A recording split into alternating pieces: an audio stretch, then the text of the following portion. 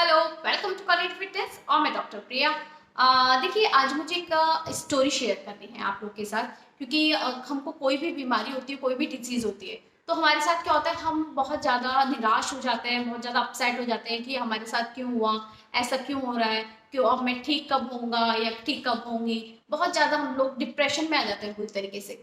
तो इसलिए मुझे आपके साथ एक स्टोरी शेयर करनी है, जैसा कि मेरा एक केस था। तो उसके हो सकता है ये सुनकर आप लोग को लगे कि नहीं, इस तरीके से हमें डिप्रेस नहीं होना है, और मोटिवेशन के लिए एक स्टोरी है। तो एक केस था मेरा, एक बर्न केस था, एक छोटी सी 6 साल की बच्ची का। ठीक है, तो आप सोचिए, उसकी एज देखिए उस बच्ची की, सिर्फ 6 साल की थी और उसका 70% बर्न था। अब 70% बर्न में उसका पूरा दोनों हैंड्स थे, और उसका लेग, उसका फेस बचा हुआ था। अपर पोर्शन इतना इतना इतना उसका सेफ था। एक हैंड थोड़ा कम था, एक हैंड कंप्लीटली बर्न था। और बर्न में आप जानते हैं कि एकदम कॉन्ट्रेक्चर डेवलप हो जाते हैं, हमारी स्किन आपस में मिलने लग जाती है, बिल्कुल इस तरीके से।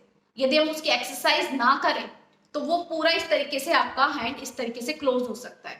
पूरा इस तरीके से आपका सब सब जॉइंट आपस में मिल जाएगी स्किन, तो सारा बहुत ज्यादा डिफॉर्मिटी क्रिएट हो सकती है।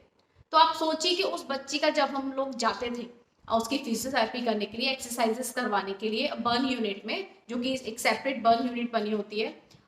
तो फिर जब हम उसके साथ उसके पास एक्सरसाइज करवाने में गई, तो उस बच्ची ने कहा कि आप ही मेरी डॉक्टर दीदी हैं। मैंने कहा हाँ, मैं ही हूँ। तो ठीक है, फिर उसने मुझे अपनी पूरी स्टोरी, उसको पेन का मतलब कोई सेंस ही नहीं था, वो अपना पेन भूल चुकी थी। सिर्फ अपनी यही बात बताने लग रही थी कि मैं किस तरीके से, कि दीदी मैं तो मंदिर गई थी दिवाली के दिन, वो दिवाली के दिन मंदिर गई थी। दिवाली के दिन मैं मंदिर गई थी और मैं तो भगवान की पूजा करने गई थी, और देखो भगवान ने मेरे साथ क्या किया।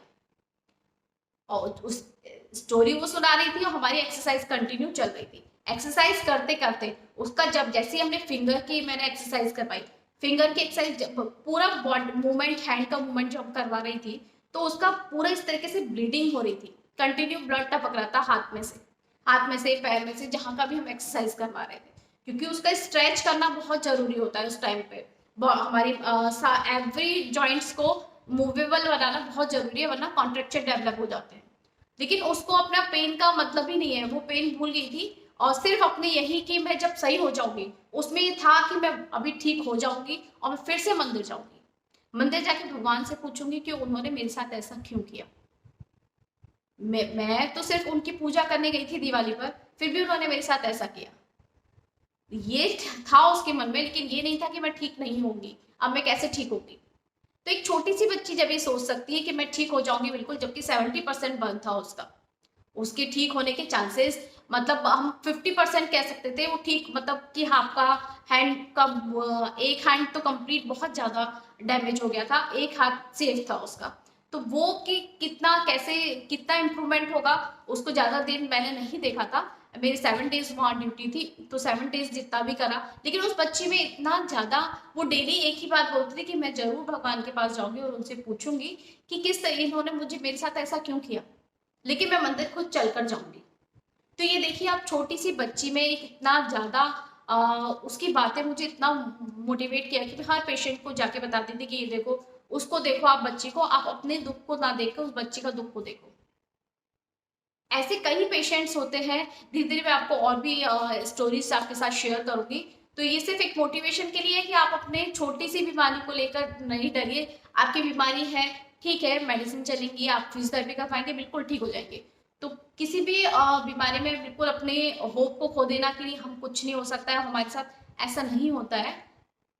भगवान है, ऊपर वाला है, डॉक्टर्स हैं आपके साथ, सब कुछ है। इसलिए अपनी बिल्कुल भी निराश नहीं होना है, बिल्कुल भी डिप्रेशन में नहीं जाना है। सब कुछ ठीक हो सकता है। एंड प्लीज, आपको यदि स्टोरी अच्छी लगी तो आप सभी के साथ शेयर कीजिए। आपके साथ में जानने वाले जो भी हैं, उनको भी इस तरीके से डिप्रेशन से बाहर निकालिए।